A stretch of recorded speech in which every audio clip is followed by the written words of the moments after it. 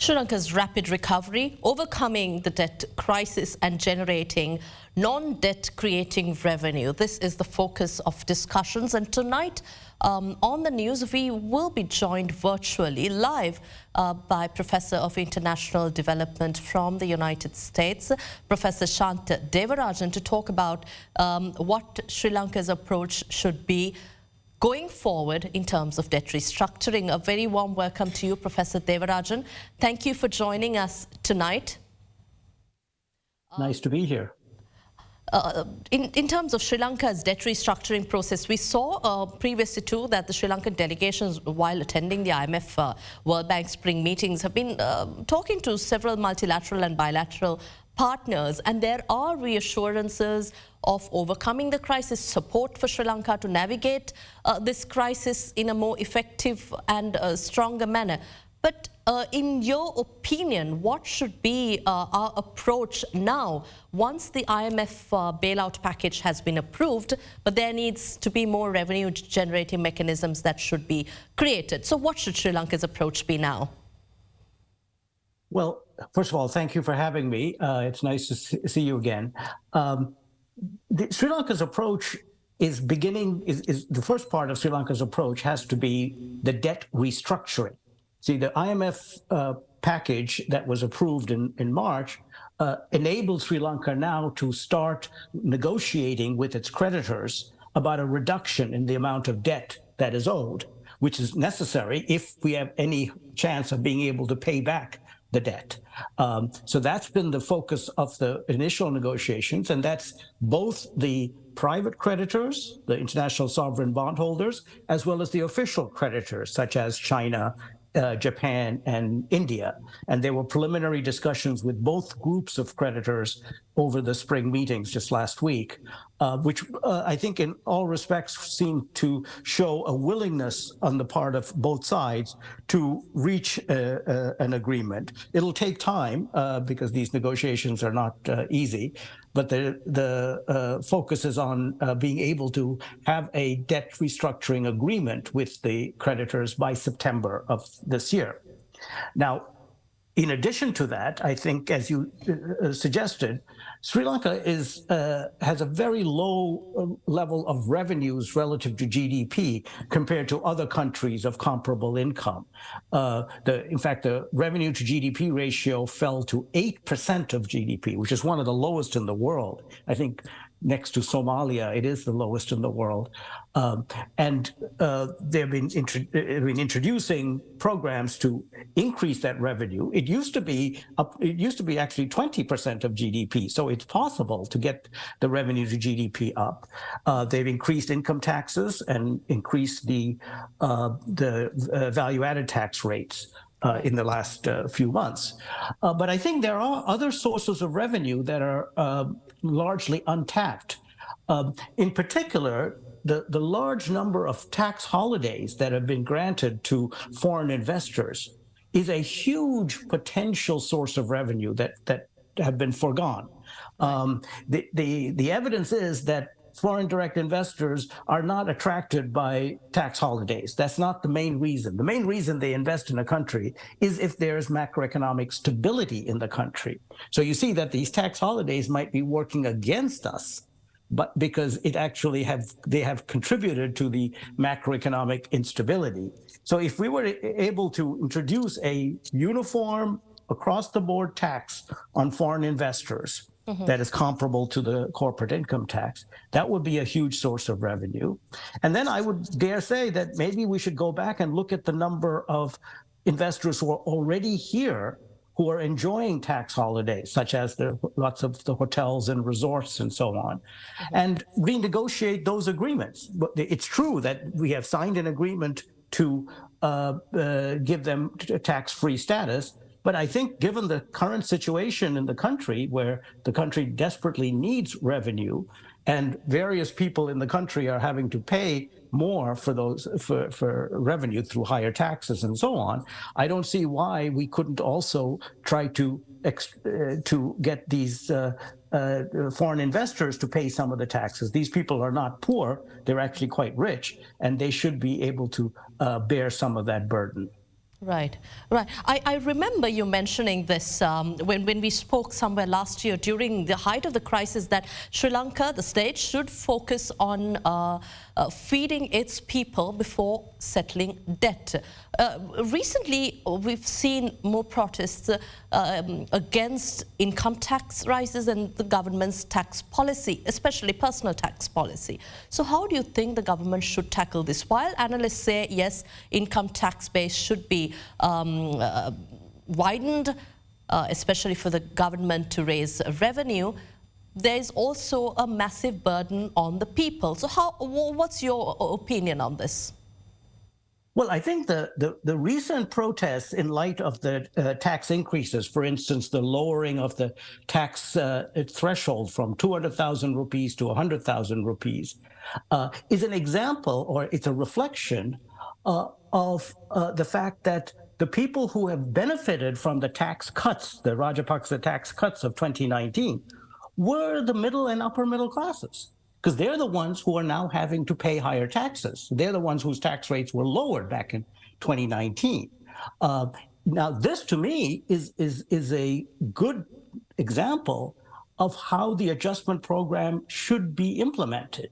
Because what we're trying to do in Sri Lanka with the restructuring is to bring the country back into macroeconomic stability while protecting the poor, the lowest classes, the poor and the vulnerable. Well, if you're going to bring about macroeconomic stability while protecting the poor, it's the non-poor, it's the rich who have to pay. They're the ones who have to tighten their belts as part of the adjustment program. And that's what's happening, is that the people who have to tighten their belts, the people who have to pay higher taxes now, are the ones who are protesting. But to me, that's a good sign. That's a sign that this program is working, because they're the ones we want to pay.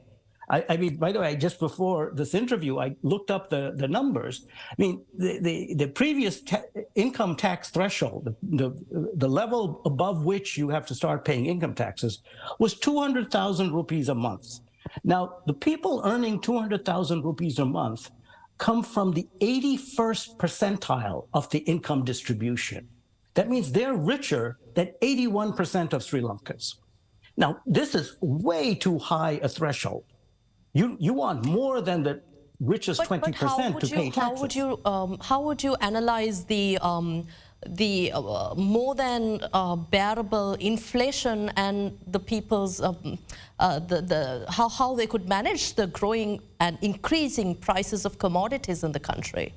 Absolutely. I think that's the tragedy of it, is that this austerity is having to be taking place during a period of high inflation. And that's really, really very, very damaging. But think about it. Inflation is the biggest tax on the poor, because when there's inflation, everybody pays the tax, including the poor. Now, the poor are the people whose incomes are not indexed to inflation. So they have almost no chance of protecting themselves from inflation. The only people who can are the rich, are the better off, and that's why this program has to be geared towards the non-poor.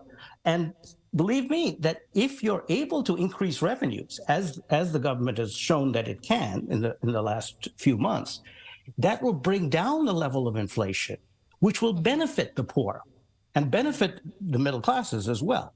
So there is this trade-off here, where we're asking people who can afford it to pay taxes in such a way that the rest of the country can actually live under less inflation.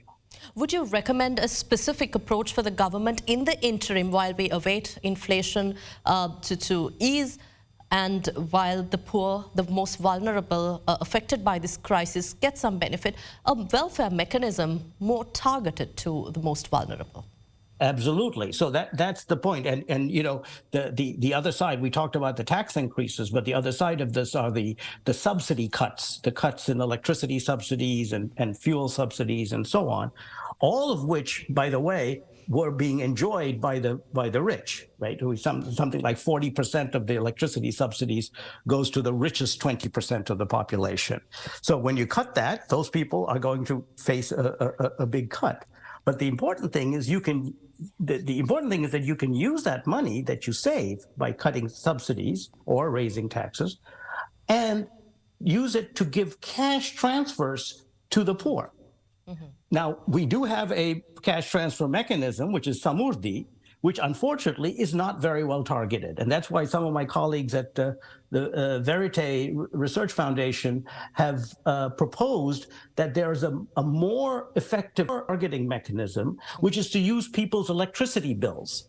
If you consume less than 600 kilowatts per month of electricity, then there's a very good chance that you're poor. And if you consume more than 600 kilowatts, you're not poor. Yeah. So you use the electricity bill as an indicator of whether you're eligible for these cash transfers or not. And it turns out that's a more efficient way of targeting the poor than the current Samurdhi formula. Mm-hmm.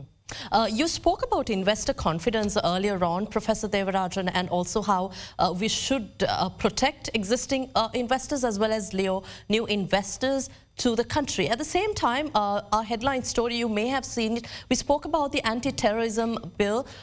There's a lot of concern across international non-governmental agencies as well as other activists, while government maintains that this is necessary for the security of the country. How would you look at this, the new law that is to be brought, especially with the Amnesty International calling the Joe Biden administration to pressure the Sri Lankan government to scrap the bill totally, and the protests ongoing? Will this have an impact on investments to Sri Lanka? Well, I'm not a political scientist. I can't comment on the politics behind the anti-terrorism law. What I will say is that investors are concerned not just about the political instability in the country, but the economic instability. And that's what I've been helping the government try to reduce, is the economic instability. And I think the more we can do to show prudent macroeconomic management, that is lower fiscal deficits and greater tax to GDP ratios, the more confident investors will have that the Sri Lankan economy is on a path to recovery. And I know in some discussions we were having with the creditors this last week, they're all actually very, very interested in coming back to Sri Lanka, the bondholders in particular. They just want some assurance that if they do invest in Sri Lanka, that the economy will continue to improve, that there won't be this kind of disastrous economic policies of the Rajapaksa administration that were truly reckless and that ruined Sri Lanka's reputation in the international capital markets. Right. So, Professor, I just have 1 minute and I have one last question. You have worked alongside the government and also consulting for and advising the government in terms of achieving a bailout package with the International Monetary Fund, which we received recently, the first tranche. But going forward, we have spoken of a creditor platform together with Japan, India and France to restructure Sri Lanka's debt. And what should Sri Lanka's approach be in terms of dealing with China and India? So with all these, there are many questions. I'd like you to give us a brief remark on restructuring debt and the way out. Well, that's what we started with, which is that now that the IMF program has been approved, we are embarking on a debt restructuring that is based on the debt sustainability analysis that the IMF produced in collaboration with the Sri Lankan government last year. So that debt sustainability analysis tells us what is the level of debt that, if we reach it, Sri Lanka will be able to pay it back. And then we take that to each of the creditors. So we take it to China, to Japan, to India, as well as the private bondholders and say, okay, so this is the aggregate level of debt that Sri Lanka can repay. Now let's reduce your debt Sri Lanka's debt to you by an amount that is commensurate with that aggregate level of debt. So that's the conversations that are going on right now, is how much of a haircut, as they say, these countries will take of their debt in order that Sri Lanka will then be in a position to pay back what is left of the debt.